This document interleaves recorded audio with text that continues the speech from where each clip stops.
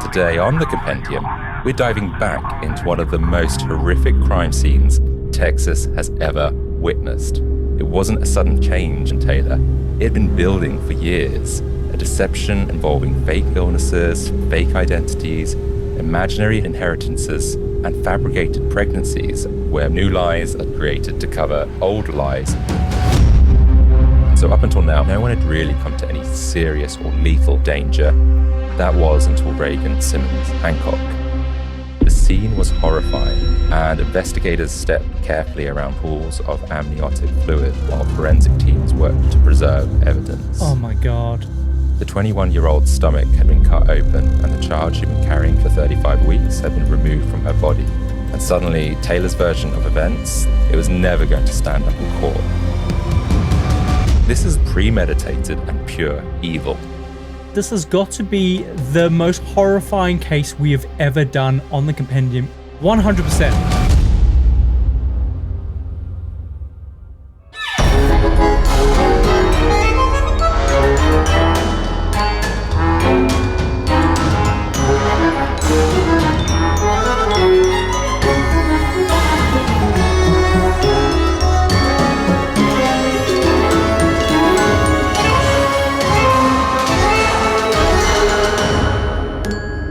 Welcome to The Compendium, an assembly of fascinating things, a weekly variety podcast that gives you just enough information to stand your ground at any social gathering. We explore strange true stories from the worlds of true crime, dark history, scandals, mysteries, and of course, remarkable people. I'm Adam Cox, your ringmaster for this episode. And I'm Kyle Reese, your popcorn machine whisperer for this week. Why do you need to whisper to the popcorn machines? Adam, they're so unstable. Basically, I'm just there to liaise with the popcorn machines. The ones that are experiencing burnout, the mood swings, the kernel rebellion. You know, I use approved calming techniques. Most of it is inappropriate and sexual. Obviously. Like just encouraging taps and gentle affirmations like, you can do this. It's not over for you. What, are you and also ritual lid adjustments. Are you trying to encourage the unpopped kernels? Like, come on, you can do this. You can pop.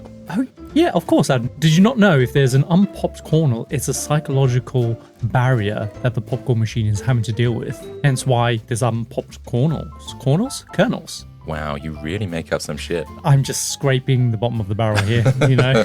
I think you've dug a hole through the barrel.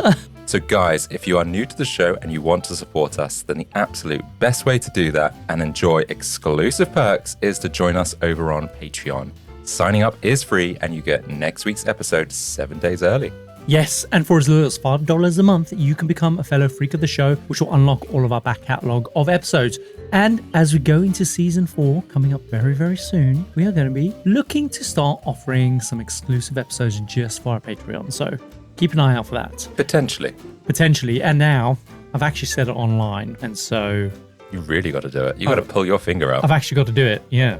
But let's be honest. The real reason to sign up to become a certified freak or a big top tier member is to get access to our exclusive Compendium keychain. So we can always be dangling there near your crotch. That's right. You take the fun out of everything.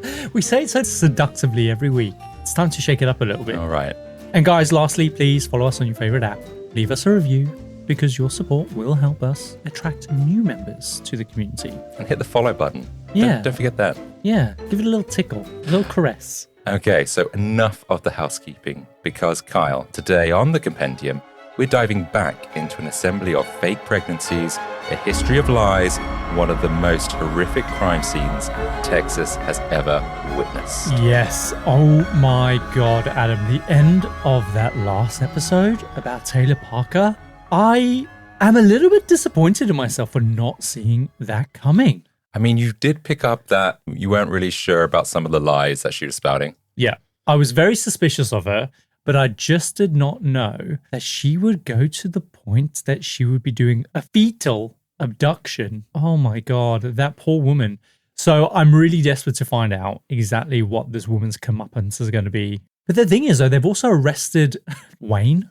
So they've handcuffed him at the least. So yeah, God knows what he must be thinking, because you said that he thought that he was being busted for the delivery of the hogs across illegally. State lines. Yeah, exactly. Guys, if you've not listened to the first part of this, then I'd suggest you go back and listen. It is a wild story. By the way, is there a documentary coming? There may be a documentary. I may have jimmied this in between a documentary release on Netflix. Adam, it is going to be massive. We missed the boat completely on the Crash documentary that came out not that long ago. People are still talking about it online, and it's 2 months later. This is going to be wild and massive. So absolutely. I'm excited. I'm excited to find out what happened. So we're going to explore the motivations behind Taylor Parker's actions, the increasingly elaborate deceptions that convinced friends, family, and Wade that she was carrying a child, and the moment those lies finally began to collapse. We'll retrace the horrifying murder of Reagan Hancock and her mother's discovery that would send shockwaves across Texas. Yeah, God, what must her mother be thinking? Because she just ended up being just an old lady in the end, not capable of harassment, not harassing her daughter. Oh, Taylor's mother. Yes. Yeah. And we're going to be following the investigation as it unraveled, one of the most disturbing crimes we've ever covered on the compendium. Absolutely. And then, Kyle, we're not going to end there. We're going to head into the courtroom because even with the overwhelming evidence stacked against Taylor wasn't ready to stop lying. Are you telling me she pleads not guilty? Let's just say she's got a few tricks up her sleeve. God, this woman makes me so angry. Yeah, the nerve. Actually, the first part was a bit of a wild ride of all the lies. But actually, this woman, let's face it, she is evil. She is evil. And the thing is, now that we know what she has done, because all throughout the last episode, it was all speculation, right? Is she pregnant? Is she lying? Is she really an heir to this multi-million-dollar black fortune? Now that we know that she's lying, I think it gives us license to stop the speculating, put that aside, and start hating on this bitch for what she's done. Yeah, absolutely. So before we get into the second part of the story, just going to quickly remind ourselves where we left things, because on October the 9th, 2020, Taylor Parker arrives at hospital in Oklahoma claiming she had just given birth on a Texas highway. She was covered in blood and a newborn baby girl was in her arms. And at first, everyone believed they were dealing with this traumatic roadside birth. But as doctors began examining Taylor, the story quickly started to unravel because the medical staff determined that Taylor had not recently given birth. In fact, she wasn't pregnant at all. Yeah, because that doctor was caught on camera saying there's no way that baby came out of there. Her. Yeah. Damn. And the baby she brought to the hospital obviously then wasn't hers. And suddenly there's this horrifying question. If Taylor wasn't the mother, then where was the real one? And within hours, investigators had the answer to that question because a young woman named Reagan Hancock had been found murdered inside her home in New Boston, Texas. And she was just 21, wasn't she? She was, yeah. And her unborn daughter had been taken from her body. And the woman claiming to be the baby's mother had instantly become the prime suspect. Now, ordinarily, that's where most true crime stories would begin, but this case is a little bit different because prosecutors would later argue that what happened in October of 2020 didn't appear out of nowhere. It wasn't a sudden change in Taylor just kind of flipped the switch. It had been building for years. A deception involving fake illnesses, fake identities, imaginary inheritances, and fabricated pregnancies, and a woman who seemed capable of convincing almost everyone around her that her fiction was reality. That's it. Yeah, she had a propensity for lies and deceit, like non-stop. Sounds like really elaborate stuff as well. After we left that episode, the thing that kept coming back to me was after she had told Wade that her mother took her life in prison, only to find out that she hadn't killed herself. And then immediately after that, they get invited to Christmas dinner. And Wade is meeting the family for the first time. So God knows what he must have been thinking, going, like, she's called all this a ruckus. She's messed up our lives. The police have said that she's committed suicide. And then they've invited us to dinner. And then she's trying to act as if like, well, why are you not getting involved in the Christmas luncheon? Do you know what I mean? What must he have been thinking? Which made me think he's an idiot. But she did explain it. And that's what I mean, is she was able to convince him. Exactly. Otherwise. So that shows her ability to deceive. And the thing is, though, as we're about to find out, is that ability to deceive started years and years ago. She had time to basically become a perfectionist at it. Yeah, pathological liar manipulator. Yeah. Now, Taylor, she grew up in Mount Pleasant, Texas with her parents, Mark, Shona, and her brother, who, FYI, is definitely just a regular mum. She's not got a connection with the mafia or anything like that. And at first glance, her childhood looked fairly normal. She did well in school, she played sports, cheerleading, and her parents loved her. Nothing outwardly suggested the person she was going to become. However, multiple people who later spoke about Taylor described her as someone who frequently told or exaggerated the truth from a young age. Several former classmates claimed she would invent dramatic scenarios involving illness, family problems, or personal crisis. Now, some of these were quite extreme, and apparently Taylor had told classmates that she had cancer or that her family had mafia connections. So she was starting that one pretty young. Yeah, but the fact that she was telling people she had cancer, I just cannot get over people that do that. Mel Gibson did the same thing, and it's just so infuriating because cancer is an awful thing. And the second you tell someone that you've got cancer, you cannot help but feel sympathy for it because cancer is awful. And so is that what's the motivation behind this? Is it just attention that she's looking for? I think so, yeah. She would invent these medical conditions to get sympathy, to get her way into certain people's lives. Witnesses testified that she falsely claimed to suffer from various illnesses, so not just cancer. Now, Taylor's parents eventually divorced, and she later lived primarily with her father while her younger brother remained with their mother. Now, friends and acquaintances later described Taylor as struggling emotionally during parts of her teenage years, including periods of anxiety and low self-esteem. Now, there's also repeated claims from former classmates that Taylor falsely claimed to be pregnant on multiple occasions during her school years. Wow. Then claimed to have miscarriages.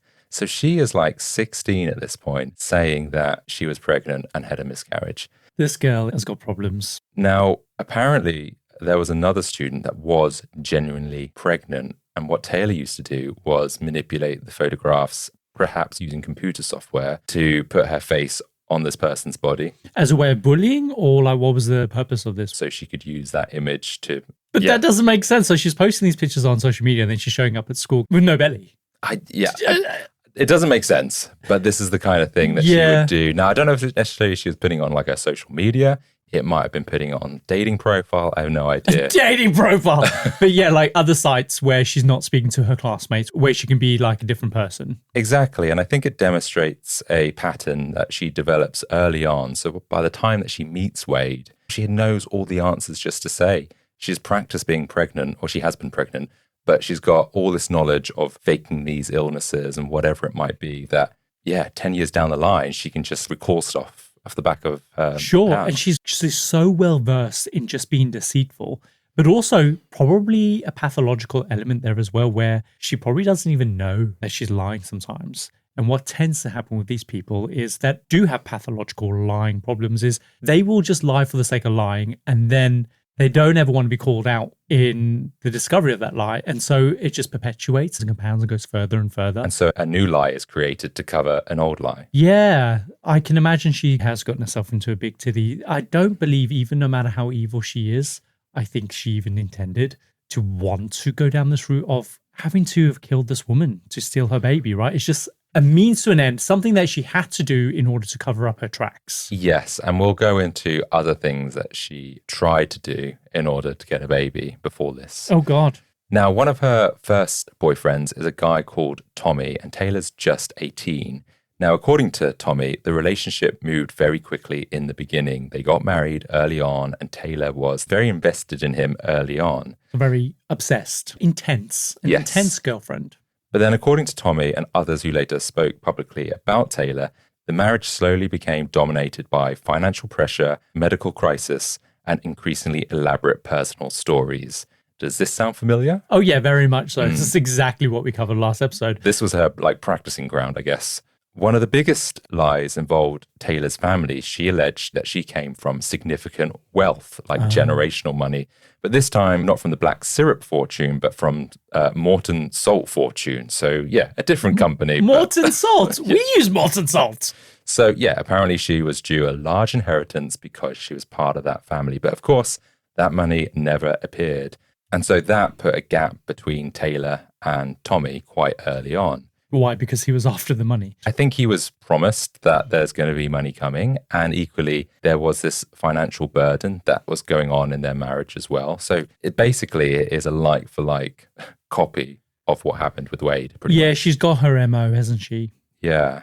And again, very early on, she was painting a dark picture of her mother to Tommy, saying that she was manipulative, dangerous, controlling, actively trying to sabotage her life. And by her early 20s, Taylor's life had already become complicated. She was already a mother of two. She'd had her first child as a teenager and later had a son with Tommy. Now, it's also reported during this period that Taylor underwent gastric band surgery in Mexico and lost a significant amount of weight afterward. Oh, she actually did go through that, so that she's not making that up. What was she telling people, though? I don't know what she was telling people at the time, but that apparently was legitimate, and the transformation was quite dramatic. She lost a lot of weight, but around that time, she was diagnosed with legitimate gynecological issues, including endometriosis. Endometriosis, yeah. It's a bit of a mystery for a lot of doctors. They still don't know what causes it. Sometimes you can also have cysts and stuff on your ovaries, but yeah, brutal. I do wonder, though, so when she was in her younger years, was she quite overweight then? And do you think that a lot of the lies and the attention was stemming from a low self-esteem, wanting the attention because she was maybe struggling with health issues? Because having gastric band surgery is not something that you just flippantly go and do, right? It would be a last resort because depending on the type of gastric band surgery you get, they could just put a band in there. Sure, that can be reversed, but if you get part of your stomach taken out, that's irreversible. So I'm wondering if a lot of this comes down to low self-esteem. They did say that she did suffer from low self-esteem, particularly after the breakdown of her parents' marriage. So maybe, that's no reason for the way that she behaved later on, but perhaps that's why she struggled, why she perhaps lies. But I think, people might exaggerate when they're a teenager, but she told some very dark lies, I think.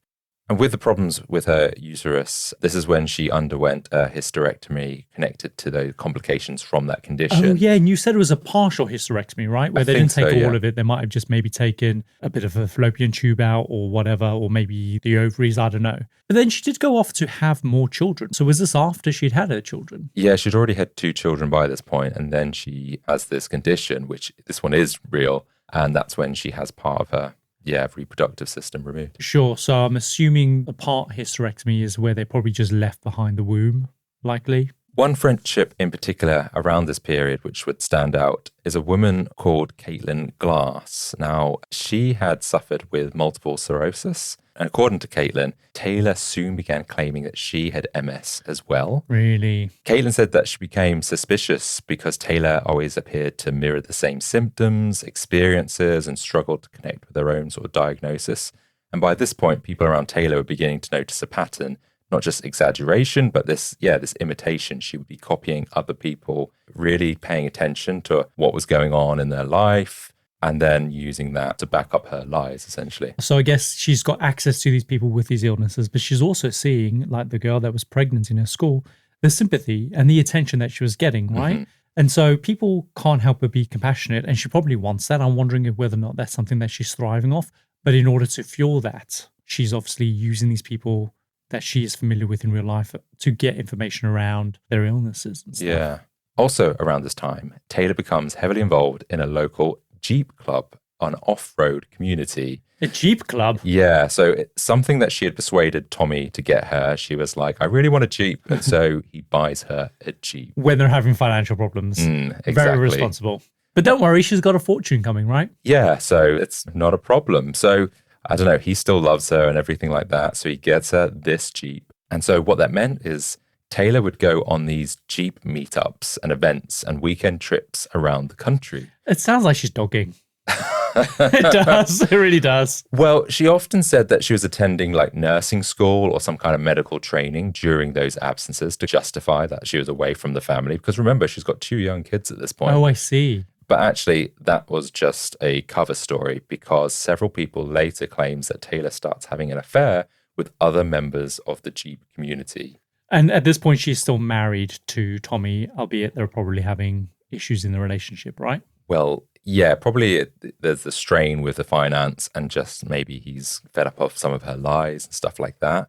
But the thing is, she says to other people in the Jeep community that Tommy is controlling and abusive to basically justify her behavior with her new set of friends. Yeah. This is the man that loves her and has just given her a Jeep. Yeah, exactly. And that's how she repays him. Piece of work. He, of course, finds out and not long after that files for divorce, taking primary care of their son because, let's face it doesn't feel like Taylor has really any focus on being a good mother. No, you said at one point she doesn't get custody of this younger boy. Is it Trey is his name? Yes, yeah. So she doesn't get custody, and that's because, of course, a court was seeing like, well, actually, you're out on the jollies at this Jeep club dogging. Yeah, exactly. So she's not is not probably equipped to be the primary caregiver, given that Tommy's better suited to this. Sure. And the thing is, this is the complete opposite impression she always tried to give her partners about wanting children. She was like, yeah, I love being a mother. I love being pregnant. And fair enough, maybe she likes that sort of fairy tale. But when it comes to actually doing the work of being a parent, she can really care less. Well, it sounds like she's using these pregnancies anyway, purely just to trap her men, right? It's interesting because at first, Wayne didn't really want the child. He didn't feel like they were in a financial position to have a child, but he did warm up to it. And so while it didn't start out as intended for her in terms of the entrapment, he eventually warmed around to the situation, and he did want to have that kid, didn't he? Exactly, yeah. And I think that's what she's using it for here in these instances. I think it's quite hard for someone to leave straight away after they've been told that actually you're going to be a father. Yeah. And the thing is, though, she must be picking her men quite strategically as well, knowing that these are men that she could potentially manipulate anyway. So she's probably done maybe a subconscious vetting of these people, knowing that, yeah, I know how to pull their strings. Quite possibly. Yeah. And similarly, this was the case with her next husband, Hunter Parker. So we haven't got on to Wayne yet. According to people who knew the couple, the relationship moved very quickly in the beginning. So again, very, very similar. But the thing is, Hunter wanted to have a family. But we know from this point in time that Taylor was unable to have any more kids. Right, okay. But she didn't tell Hunter that. And he only found out that she had a hysterectomy during a medical appointment when the doctor revealed the condition, which Hunter was unaware of. He was like, what? You never told me about this. Yeah, and he is like, I'm heading into a future with you where I see children, and you knew that, and you never said anything. And so that creates this major tension within the relationship. And after that, people close to the couple say Taylor became intensely focused on finding a surrogate. Two of her friends at the time would corroborate this and would testify against her in court. They said just how obsessed Taylor had become. Both women said that Taylor had given them a very different explanation for the reason why she had had a hysterectomy. And rather than saying that the procedure was linked to complications from the endometriosis that she had. Yeah. Taylor claimed that cancer had destroyed her uterus, leaving her unable to have children. So again, she's coming up with this cancer lie. Yeah, I don't know. I can't pretend to understand, especially when they're so elaborate, right? Cancer just doesn't go away. Like, you have to go through all this treatment. And as a lie that you're architecting there, that's just way more than I can even be bothered with. Having to I'm going to the doctors. Got to pretend I'm taking medication. Got to pretend I'm being real sick. What's her line of thinking? I don't get it. I think she used this to speak to her friends to get sympathy, like we know. And then hopefully she was going to be able to then convince them to become a surrogate for her. Oh, she's targeting these women to be her surrogates. That's right, her friends. And she's offering more than $100,000, which of course she doesn't have. But this is what she's offering them to carry a child on her behalf. Molten salt fortune, guys. Yeah. Molten salt. Both women declined. I think they obviously had sympathy for her, but they were like, we're not going to do that. You know, they wanted to have kids themselves. In fact, one of her friends, Mackenzie, testified that she had struggled to conceive herself. And during that time, Taylor became heavily involved in her fertility journey. She attended appointments, checked in constantly, followed every update with just wanting to know what was going on, which is kind of creepy. It depends, though, because we know which angle she's coming from. Because, of course, if she's doing this because she genuinely has concern for her friend, that's amazing. But we know she's probably just studying this for whatever she's got cooking up. Yeah. And then when Mackenzie eventually did become pregnant, Taylor was thrilled. And when she learned that the baby was a girl, even better. Another friend, Abby, so this is the other friend, described a very similar experience. But the thing is, when Abby became pregnant, she found out she was having a boy. As soon as Taylor found out about that, she cooled off. So she was targeting Mackenzie very specifically because she was having a girl. Oh my God, because she was trying to get her baby and she wanted a girl. I think so. And I think whether she was going to come up with a plan to fake a pregnancy, but because she probably could use the scans and things like that she had with her own child, I'm just thinking, was she trying to use some of her own like documents and stuff like that to prove she was pregnant, then would fake a pregnancy, and then would somehow get the baby from Mackenzie? I'm so sorry, but to come back to it again, how does she think this is going to end? Because, yeah, sure, she can go and grab her friend's ultrasound photographs and the documents and stuff, but there's going to come a point where she's going to come to her due date. How is she going to explain that to her partner unless she's like dating some moron who doesn't understand how long babies gestate for? Yeah.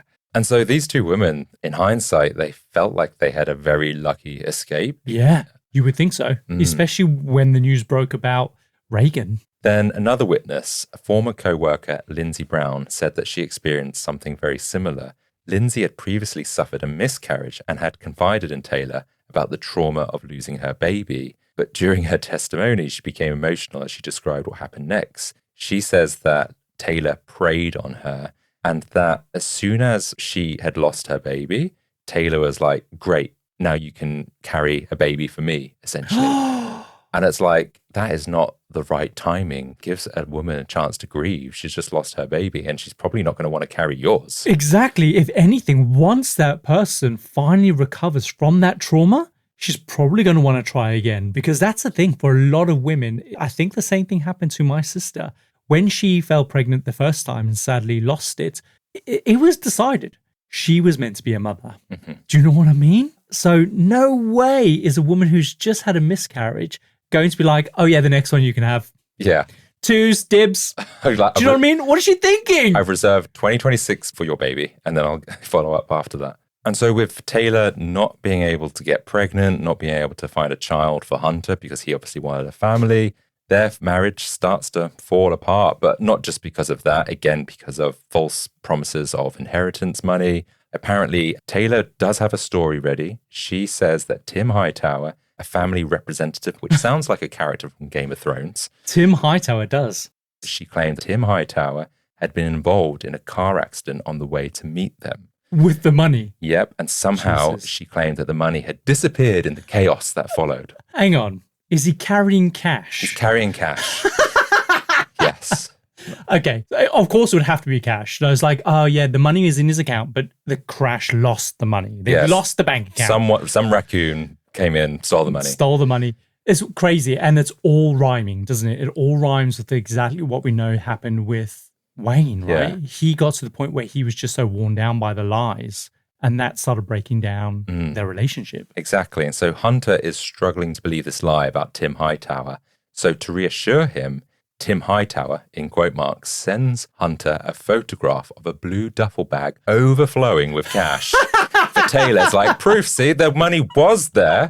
And so Hunter's like, that image looks a bit sus. So he does a quick Google search, and the first image to come up is blue duffel bag with cash. Right, okay. The exact same way that Tim Hightower sent. Do you think that if this case had happened today in the world of AI-generated images, that things would be so much easier for her? She'd be like, oh, I need an ultrasound. Got it. AI-generated. Damn, the AI revolution has just enabled a lot of people just like this chick. To be honest, you don't need AI. I'll come on to it. There's a whole website for this. Oh, really? Yeah. Damn. Or even like pregnancy pee samples. I don't know about that. That's another website. So eventually the marriage does collapse. Once again, Taylor finds herself starting over. And so that brings us on to Wade. And by this point, we already know much of what Taylor had told him wasn't true. Yeah. One thing we didn't cover in the first part was the fact that Taylor, she had tried to do a good deed and offered to buy his mother, Connie, a new car. At first, it seemed incredibly generous until Taylor started missing the payments. And so suddenly Taylor had an explanation. A raccoon came in and stole the car payment. Well, it was her that was covering the payments, but it was Connie that had the car. And so Taylor's like, the car's got a fault. We're going to have to get it recalled and get it repaired. And so she takes the car to the garage to return it. And Connie's like, weeks go by, where's my car? And eventually she calls up and says, there's no faults on that particular model. What are you talking about?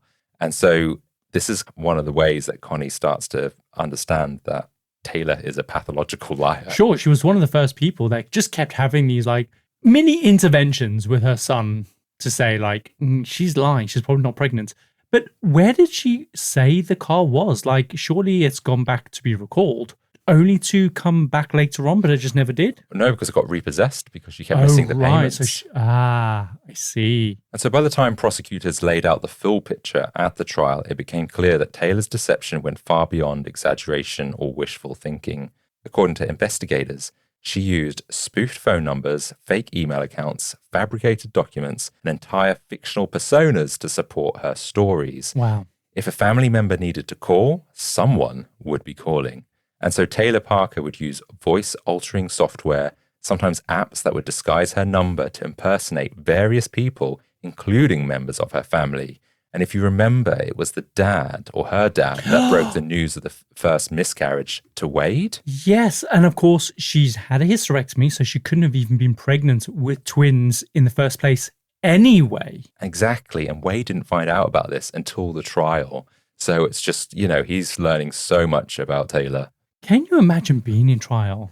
Like knowing your wife has done all this stuff and then for that to come out and then you're sitting there in the docks going, what? But I had the phone call. Yeah. And they go, well, here's the software she used. Exactly. Damn.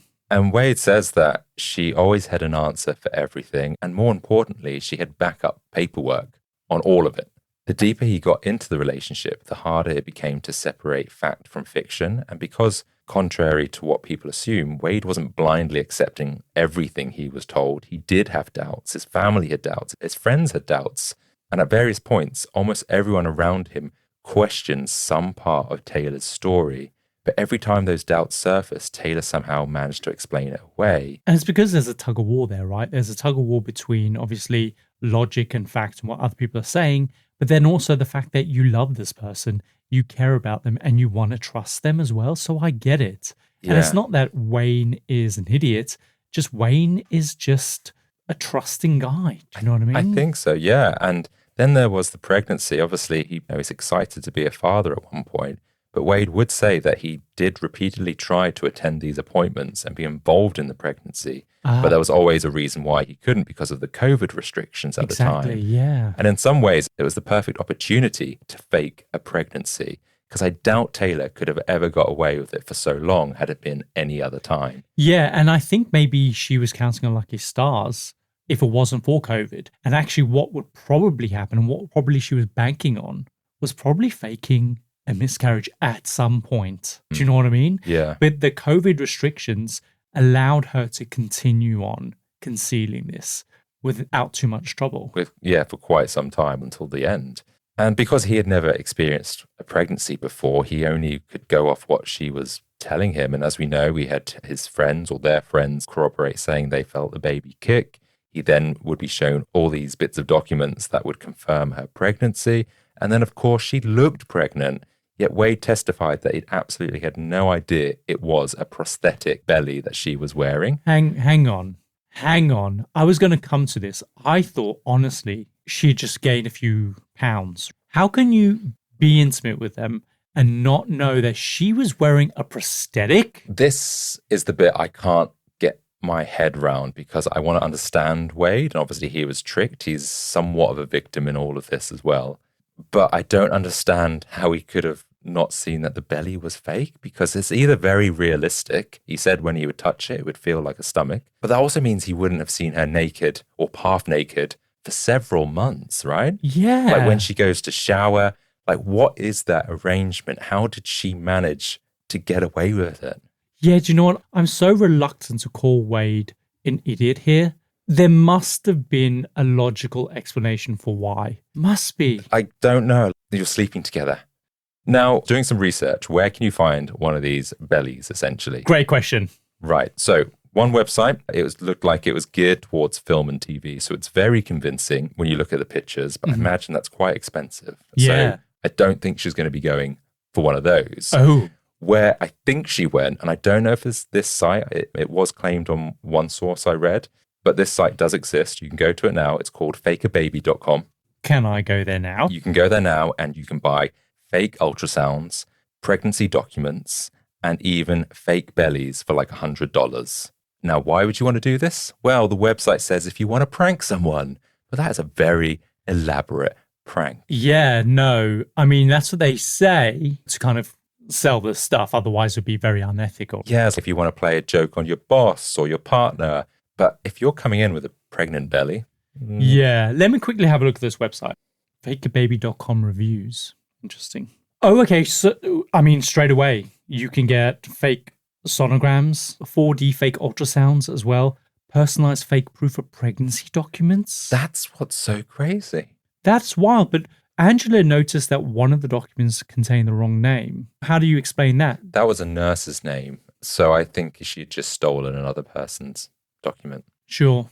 So this is a lot of like documents and ultrasounds basically, but in terms of the products that you can also get things like fake pregnancy bellies for as little as $9.99, Adam. Yeah, but if you look at them, they don't even cover your full waist. There's no way you can, if you were to lift up your top, you'd know that's a fake belly. Yeah, for sure. Or you can get some fake titties. Don't know what for, just want them. Yeah. You get the whole package. Yeah, and if this is where she was getting them from, then Wade's an idiot.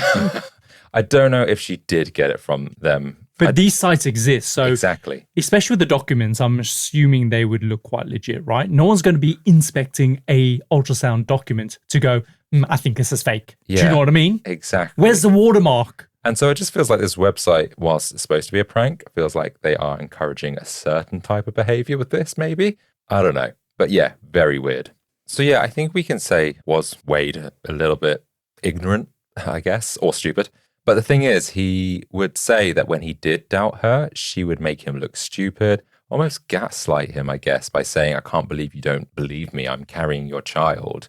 So I think that was her way of making him just really, accept anything she said. Yeah, no, I can understand how that, coupled with a bunch of other things, would be easy to manipulate someone. And I guess if you're starting to get excited about the prospect of having a child, I don't know, you've that's what you're latched on to, isn't it? A bit of blindness there. Yeah. Blinded. And so some people can say he should have seen this coming, and no way is he worse off than Reagan and her family by any means. But I do think he is, like I said, somewhat of a victim in this. He does incur a lot of debt.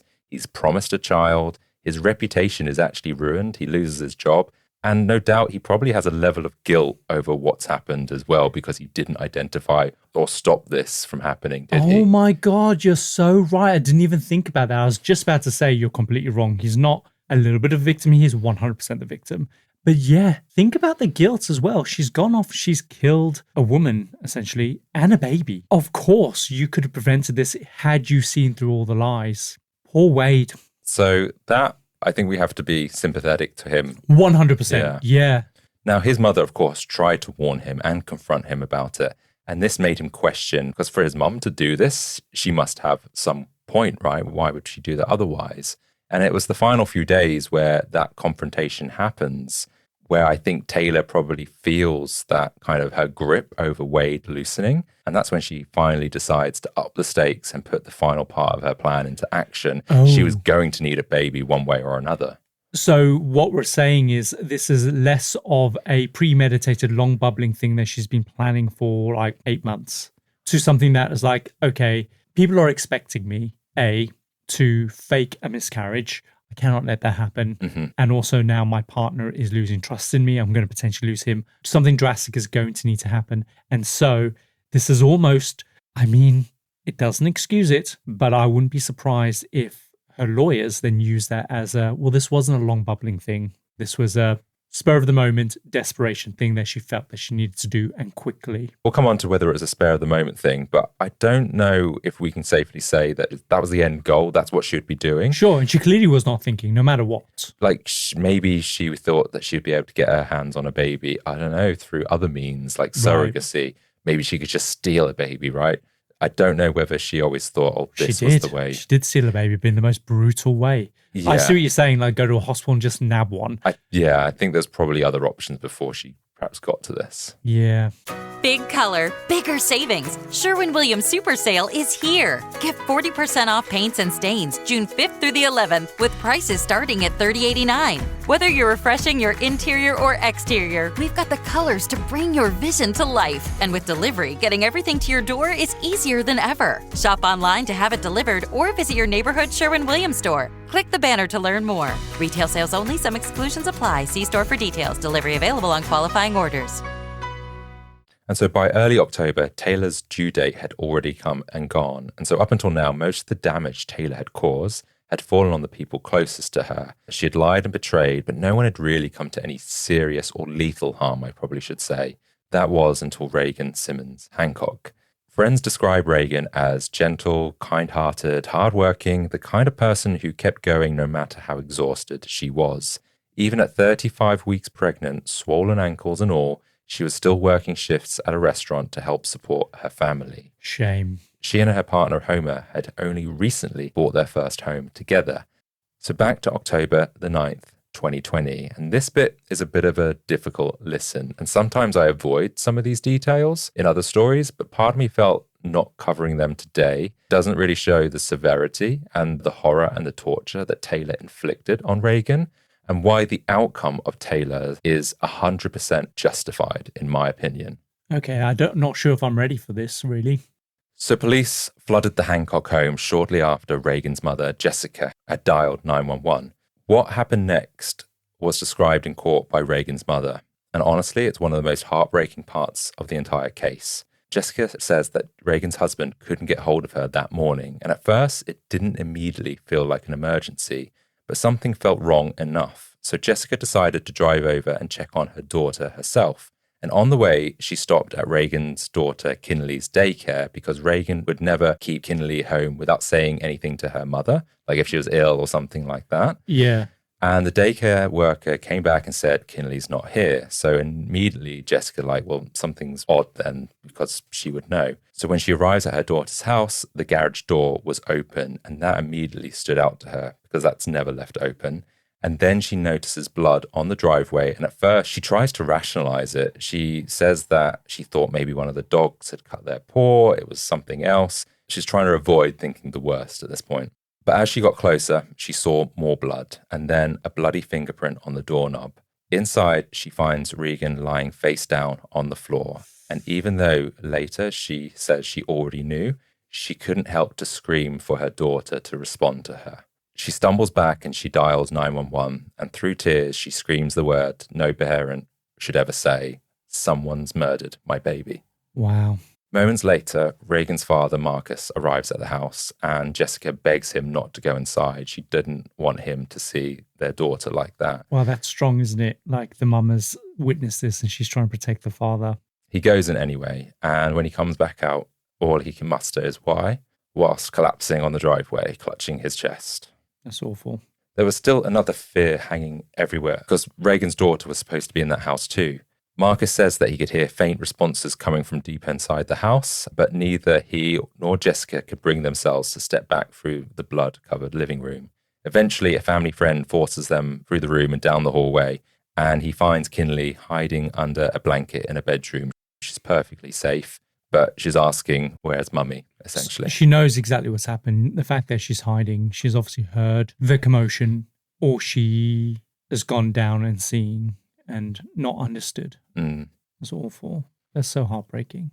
At first, investigators believed they were dealing with just a brutal homicide, but the moment paramedics turned Reagan's body over, the case becomes something else entirely. So at this moment in time, they have no idea that the baby's been abducted. Yeah, obviously they assume that the baby's not going to survive, but when they turn her over, they see that the unborn baby is gone. The 21-year-old's stomach had been cut open, and the child she'd been carrying for 35 weeks had been removed from her body. The scene was horrifying because blood covered the walls, the furniture, the floor, and investigators stepped carefully around pools of amniotic fluid while forensic teams worked to preserve evidence. Oh my God. How did she even get through all that muscle to do the C-section? Do we know what she used? Did she use a scalpel or did she just butcher her with a knife? She does use a scalpel, yeah. That's a bit of premeditation right there already. Exactly. Right? She's prepared for it. Mm-hmm.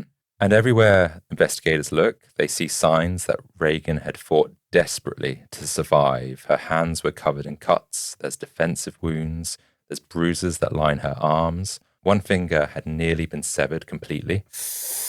Whoever attacked her hadn't just killed her, they'd tortured her.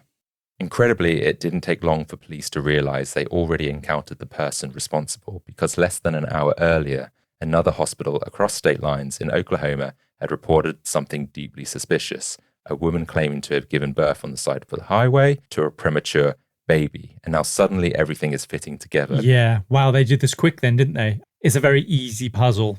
Exactly, yeah. The woman in the hospital bed was Taylor Parker, and the baby she arrived with wasn't hers. It was Reagan Hancock's daughter, Braxlynn Sage. Now, investigators rushed to the hospital and confronted Taylor while she lay in a hospital bed pretending to recover from childbirth. At first, she tried to maintain the story, but it quickly fell apart because medical examinations already confirmed that she was never pregnant. Eventually, Taylor said that she had gone to Reagan's house and she had admitted that there had been a physical altercation, and she admitted she had taken the baby. Really? Yes. But she also has, like I said, an explanation. She said it wasn't a murder, not a kidnapping, but some kind of tragic misunderstanding because, according to Taylor, she had been suffering from migraines and blackouts. And What? which I think we've heard several murderers try and use as a get out of jail kind of card to say, oh, I blacked out. I don't remember. I wasn't in control. Yeah. Now, she said that Reagan had invited her over to rest while Homer was at work. And then she said everything became blurry. She blacked out on the drive over and only vaguely remembered stumbling up the driveway before going in the house, which is obviously very convenient. Mm-hmm. Now, Reagan grabbed her and started shouting at her to wake up. And Taylor claimed there was a bit of a struggle which broke out. And then Reagan somehow fell and she was mortally injured. And then came the bit that the investigators, found almost impossible to listen to, because Taylor says that Reagan, whilst dying, begged her to save the baby and was like, cut her out of me. But she's got all these defensive wounds on her. How can you explain that? You can't. Hence why she's been busted, I'm assuming. Exactly, because Reagan had dozens of injuries. In fact, she had over 100 stab wounds across her body. What? 100? 39 were concentrated around her head. Her skull had been fractured in multiple places after being beaten with a blunt object. And the scalpel used to cut Braxlynn from her wound, it hadn't been left on the side. It had been stuck back in Reagan's neck. To finish her off, I'm assuming. Mm-hmm. What an evil woman. And then this bit is the bit that does break my heart, because the autopsy reportedly found fragments of Reagan's fingernails embedded around the abdominal area near where Braxlynn had been removed. And it proved that Reagan was actually alive when this all happened because she was fighting back. She was doing whatever she could to protect her baby. Oh, I just got chills, Adam. The struggle was so violent that fingernails were torn away in the process. And suddenly, Taylor's version of events, the idea that there was this panicked attempt to save the baby, it was never going to stand up in court. No. This is premeditated and pure evil. Mm. When the case finally does reach trial, Taylor's defense team didn't really try to argue that the fake pregnancy hadn't happened, because by that point, there was just so much evidence against her. Instead, the defense focused on something else entirely, her state of mind, saying that Taylor was mentally unstable, suggesting that she'd become trapped inside this elaborate world of lies she created. And at times, the defense even shifted blame towards the people around her, questioning why no one had gone to the police if everyone suspected that she was faking a pregnancy. Because we're not accountable. Like a rational human being would not know that another evil woman like this would resort to these lengths to get hold of a baby. No one would even fathom it. Like, we tell stories about true crime all the time. And we got to the very end of that last episode and I was like, I did not see that coming. Do you know what I mean? Yeah. Who would ever think that someone would go and abduct a baby from somebody's womb? Exactly. And in fact, faking a pregnancy, that's not illegal, but no one thought this would happen. And she was so convincing about that. Makes me so angry that the defense used that. It really bugs me when the defense cling on to these really shitty, rubbish excuses when they know they are dealing with someone horrendous. Clearly. And how do you live with yourself? What kind of defense person clearly dealing with a pathological liar and an absolutely evil human being would sit there and go, I can defend this woman. I don't know how. It makes me so angry. It makes me sick, actually. So the prosecutors, they argued that Taylor believed that she was losing Wade, so she returned to the one thing that had repeatedly pulled him back in, and that was this pregnancy. And only this time, according to the state, she intended to carry the lie all the way through. Wow. Now, prosecutors said that Taylor fabricated a due date, announced the pregnancy publicly, planned a gender reveal, forged medical paperwork, and of course created all those fake conversations between her and other family members. So at this point, a question I'd like to know is, did she fabricate all of that around her intention to take Reagan's baby, or did she fabricate all of that and then had to find a woman that fitted that? Because remember, I think it's the latter, because remember, Reagan was only 35 weeks pregnant, right? She had delayed her due date by a couple of weeks, probably waiting for the opportunity for Reagan to come closer to term, given the baby more chance to survive. Yeah, absolutely. Others had tried to warn Wade directly, but according to testimonies later presented at trial, every concern was explained away as another attack orchestrated by Shona. And then someone sent Wade a message, an anonymous warning at first, which he dismissed it completely. What was that? Actually, it was Taylor's ex-husband, Tommy. Oh. He had messaged him saying, in fact... Bitch, run! Well, he said, I know for a fact that she isn't pregnant and is running out of time, and I'm concerned how far she might go with this. Wow. And he also, I think he said, all hospitals are on high alert because she may go to the extent of stealing a child. Yeah. And so I think that was the worst that people were thinking at this point in time in terms of stealing a child from a hospital that's already born. So you said in the first episode that obviously we know that Angela knew that she'd had this partial hysterectomy and she was dubious, right? Then later on there was an anonymous text that came through, and I initially thought that Angela. Was that text Tommy? That's right, yeah. Wow. And so the prosecutors described that message from Tommy as a pivotal moment in the case because it seemed that Wade had sent a screenshot of that to Taylor saying, I've just got this. And it's not long after that Taylor begins searching online for out-of-hospital births. Okay, so she, at this moment in time, realizes the walls are closing in and she has to do something. So that is the pivotal moment. I think so, yeah. Then came the clinics because investigators later testified that Taylor visited multiple maternity-related businesses in the weeks leading up to the murder, not always for treatment, sometimes just sitting in parking lots, watching pregnant women come and go. And prosecutors believed that by that point, Taylor was hunting for a victim, and she'd also been researching how to carry out a C-section. That's awful. It's like slam dunk, isn't it? Yeah. And so she eventually settles on someone she already knew, Reagan Simmons Hancock, a woman who trusted her, confided in her, and welcomed her into her home. And by the time the trial begins, the defense was like, well, an almost impossible position. There was so much evidence against Taylor, digital evidence, geolocation data, witness testimonies, medical evidence, jail recordings, search histories. Jail recordings? We'll come on to that. Fake identities and forged documents. It just painted the same picture. Now, one of the more fascinating witnesses is, of course, Taylor's own mother, Shona, because throughout her relationship with Wade, she's made out to be obviously this villain. This mobster, crime lord, underground, evil woman. Exactly, and she was the root cause of all the evil and everything that's going wrong in their Please tell life. me she's just like a regular old lady who likes to do flower arranging and cross-stitch. As far as I'm aware, yes, in terms of she's just a regular woman. She confirms there's no like big family fortune, there's no millions waiting to be released. And Wade is like, oh. Yeah. Interestingly, she does describe years of these fabricated stories and increasingly elaborate lies that Taylor's always said. Yeah, my daughter's a pathological liar. And Shona insisted that she had been warning people long before Reagan's murder that Taylor was not pregnant herself. How? What do you mean? I guess, well, she knew about her daughter going under her Of course, hysterectomy. but we didn't hear any of those concerns in the first episode. We knew there were rumors and other people and speculation and stuff like that, people posting online, friends of Taylor's saying, we know you're not pregnant. So they may have even spoken to Shona. So it was there, but I think because Taylor had planted the seed that Shona is evil, no one's kind of even listening to her. Yeah. She says that she just figured that Wade would eventually figure it out and that the lie would be exposed. The man will eventually figure it out. Wrong! Yeah. And I think, she put a little too much faith in Wade, and that's the real sort of tragedy.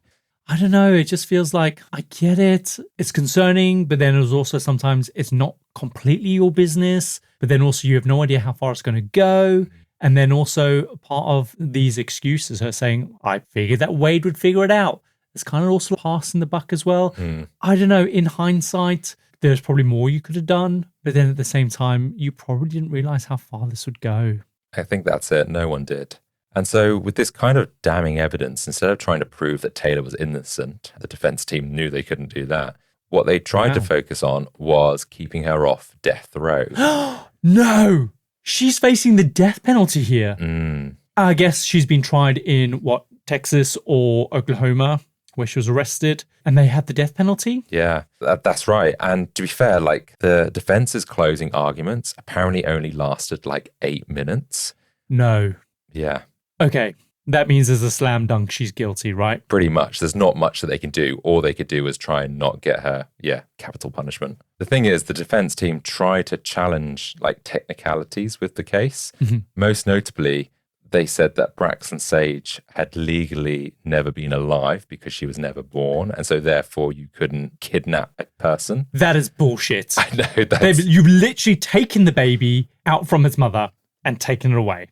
Yes. And then doctors also said that Braxlynn had a heartbeat after being removed from Reagan. She was alive. And so the hospital team had tried to work on her for hours. So, put that in your pipe and smoke it. Shitty defense team. Yeah, exactly. So what would it have been if, she had just stolen someone's kidney?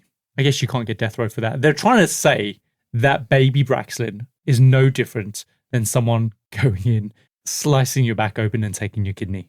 That's what they're trying to say here. The fact that's what they're resorting to. And Adam, that is so shocking because we're talking Texas and Oklahoma, who are probably very anti-abortion, a big Christian population, right?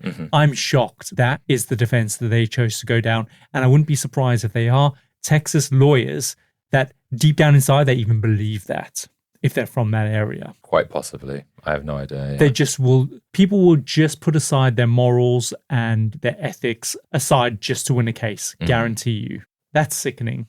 Yeah. And so going into this trial, because one of the possible outcomes was going to be the death penalty, which you would expect to make Taylor think about her next actions, what she was going to say, what she was going to do, try and be in good behavior. But according to the jail staff, therapists, and inmates, while she was waiting for her trial, Taylor never stopped scheming, even behind bars. She began trying to control the narrative surrounding the case. She told different inmates different stories. She said that she had been framed. She claimed that Reagan had attacked her first. And then she says that other people were involved. And at times she portrays herself as the real victim. And then she also tries to recruit fellow inmates to help her create fake evidence for her trial. Like what? Well, it's bizarre. Apparently, Taylor wrote multiple so-called confession letters, supposedly from the perspective of the real killer. And the letters described an alternative version of events involving gangs, kidnappings, drugging, surveillance, and orchestrated all by a fellow inmate that Taylor was in prison with at that same time. She was basically trying to get another inmate to take the fall. This is wild, Adam. What she was doing in prison, did that make it to the courtroom? I think it did, because what I said earlier, all the evidence that was stacked up against her, they used this to show that she was still manipulating and trying to orchestrate what was going on. She was saying that there were these gang members like J-Dog, Doughboy, and Kodiak, and there were claims that she had been abducted from the side of the road, forced into Reagan's house, and was made to remove the baby while Reagan begged her to save it. Isn't that shocking? It is so shocking, and it's just so wild. This has got to be the most bizarre, most horrifying case we have ever done on the compendium in the 3 years that we've done it. 100%. Totally. And so prosecutors, they look at the letters and they say there's details in here only the real killer could have known, specific injuries that from Reagan's autopsy, details about weapons investigators believed were used, information about evidence missing from the crime scene. And they say that Taylor tried to manipulate, like I said, fellow inmates into helping sell the story. One inmate testifies against Taylor, asking her to plant a fake suicide note in another woman's jail cell in an attempt to frame her for the murders. So I don't know how she thought she can get away with it. But again, I think it's just her brain that's going what do I do next? Yeah, and she's not thinking things through. So let me just get this straight. She got another inmate to plant a suicide letter in another person's cell who she was planning on pinning the murder on. Mm-hmm. Question, did she even check to see if this person that she was trying to pin this on was even free? I don't. She's like, no, I was right here in my cell. But then it's a suicide letter. So she then needs to follow through, and now she has to get this person to A, kill themselves, or kill this person to make it look like it's a suicide. What is she thinking? I generally have no It's too idea. elaborate. It is, isn't it? It's just Everything is just so far-fetched. batshit crazy. At one point, prosecutors said that Taylor claimed she had a Netflix documentary deal waiting for her after the trial, which is sort of true, but That I is don't true. think she's getting any money for that. No, absolutely not. And finally, prosecutors argued that if she could manipulate people this effectively inside a county jail, Effectively? well, she got people to plant, yeah. Okay, true, yes. She's still trying to pull the strings, essentially. And if she can do that this well, even though, yes, obviously it's not believable, but she's still doing it inside a prison, she could continue doing it for the rest of her life. And that became the core of the state's argument for execution because she had shown no remorse. She was still a future danger. And it wasn't about what she had done, it's about what she's capable of doing. Yeah, and the fact that, the lack of remorse, right? It's just, I'm going to keep digging. I will eventually dig myself out of this. Exactly. And so whilst the defense begged jurors to believe that Taylor was still human, but just deeply flawed, I don't think any of them bought that because during most of the trial, all they see is this calm, still, detached, emotionless woman.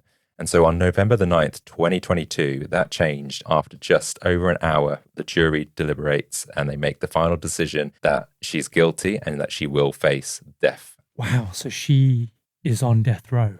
And that's the first time that she breaks down. She bursts into tears and her hands are shaking. And I guess now, for the first time in however many years, there's no lie left to tell. No new story was coming to save her. Yeah, it's incredible how this is the moment that she breaks down. But she's literally robbed a young 21-year-old mother of her baby, her fetus, brutalized her and ripped that baby out. Where was the emotion when that was being said in court?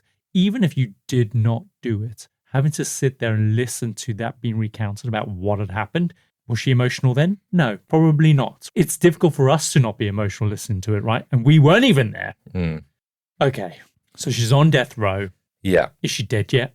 She's not. And as for today, Taylor still remains on death row in Texas, where she continues to pursue appeals, and hopefully they will not be upheld. But for Reagan Hancock's family, no verdict was ever going to feel like a victory. No sentence can bring Reagan or Braxlynn back. Or Kinley's mother. Yeah. Don't forget about Kinley. And Homer now continues to raise Kinley by himself. And by all accounts, he has worked tirelessly to make sure Reagan and Braxlynn are not forgotten. Reagan is still remembered as a devoted mother, a loving daughter, a loyal friend, and someone who worked hard for the life she was building. And Braxlynn Sage remains a part of that story too, as a little girl who was loved long before she was ever born. Yeah. And in many ways, that's what makes this case so difficult to comprehend, because it's the fact that one person's desperate need to maintain a lie destroyed an entire family's future. And while Taylor Parker's name will probably always be attached to the story, the people worth remembering are Reagan Hancock and Braxlynn Sage. This is the thing that always makes these stories so difficult, because the people that deserve to be remembered here are all the people you've just said. And yet, to post this episode up there with Reagan's name on it, it doesn't get the traction, right? It's because the people are going to be remembering the notoriety, the notorious Taylor Parker. We had this conundrum with the Oscar Pistorius, right? Should it be Oscar Pistorius whose name is on that episode? That's the question, right? It should be Reva Steenkamp. She was the victim here. She's the one that should be remembered. And yet, in light of this tragedy, the vehicle of getting her story out there to finding out the horrors of what happened to her, unfortunately, that vehicle has to be Taylor's name, right? That's what I want people to remember when they take away from the story. Yeah, but it's nice that you've got this little section to remember her, really. Yeah. One last thing on Taylor, which I did thought was interesting, or at least the kind of American punishment or capital punishment system, that I think she's like the 7th person on death row in Texas or Oklahoma. Really? Or woman, I think it might be. Uh-huh. But there's other women on death row that have been on there for 29 or 30 years. Yeah, So it's a slow burner. So you think, what's the point? I don't understand why. Obviously, maybe for new evidence to come to light and stuff like that, I understand you might have to give time. But in Taylor's case, I don't think there's going to be any new evidence. I mean, it's such an interesting question. What would you prefer? As someone who has been sentenced to death row, would you rather be sentenced to death and have it done very quickly? Or would you rather have 20 years and then be executed with the slight chance that new evidence could come or you could be acquitted or whatever?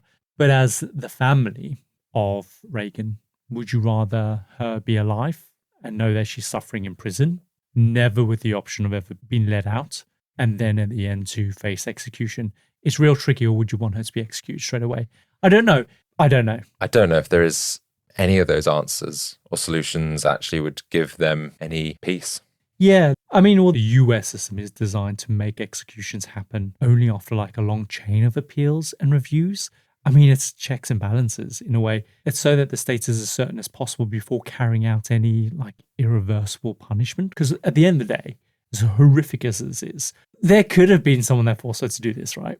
It's very unlikely, but this is the reason why they have the system as they have it. Yeah, and I get for other crimes, we know that new evidence has come to light and people have been released, not necessarily on death row, but in cases of just other crimes.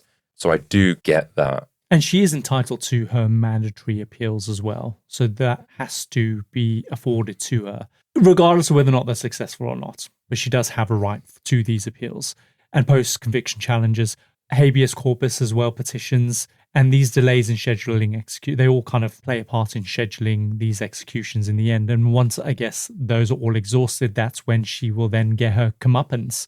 And right now, sounds like she's done this almost certainly, right? Mm-hmm. It's irrefutable. And so I guess bring it on. It's just a waiting game now.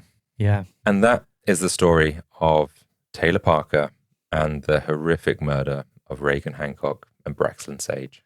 I'll say it again, it's probably the most horrific story we have ever done. What a roller coaster of all the emotions, the outrage in the first episode of all the lies and clearly she's lying, to the escalation of what that escalated to that I honestly still did not see coming.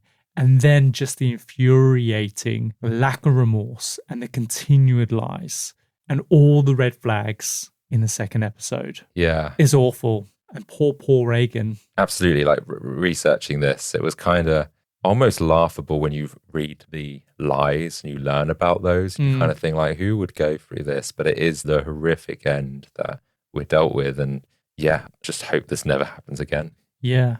You did say like you've never heard of these fetal abductions, but you said there'd been like 35 or something over something. 10 or 15 years, something like that. And it typically comes down to these women who, as a last resort, from what I could tell, have to provide a baby because they are so obsessed or they want to keep a man. And unfortunately, that seems like a common reason for some of this. Yeah, it's horrendous. And I mean, the thing that sticks out from the first episode is I think she had done something really outrageous. And I was like, that is shocking. And you were like, if you're shocked at that. And boy, am I shocked. It's heartbreaking. I can't stop thinking about poor Reagan and what she must have gone through on that day and the defensive wounds. Trying to do all she can. Yeah. She did. She did everything she could. Awful. Okay. So you said there's a documentary coming out. Tell me about it.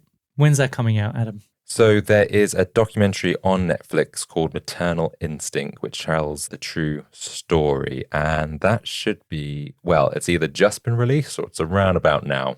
So go check Netflix. It should be on there by now. I see. I always love it when you time like a documentary to a release because I get to watch the documentary to see what a good job you did. Or not a good job. Yeah. Hopefully.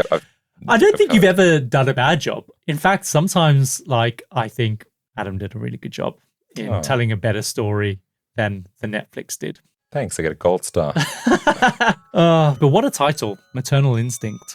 I mean, that doesn't really sit well with me. It doesn't. Actually, when you think about it, that's not maternal instinct. Yeah. That's killer instinct. Yeah, that's it. Maternal killer instinct.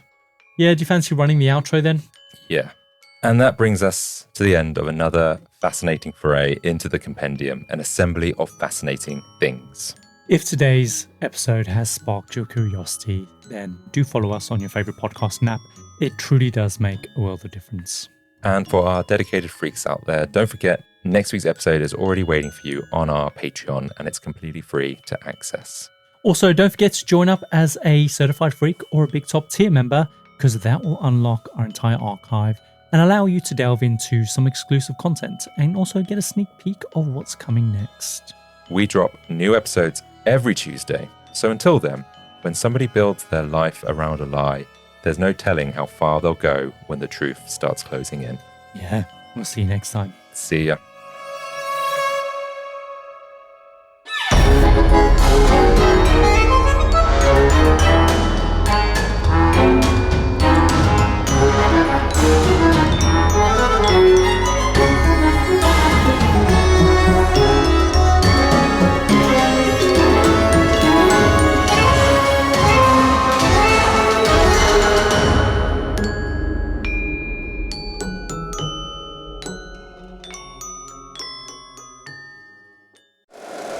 If you like the show, please take a moment to rate, review, and subscribe. It really does help the show to grow.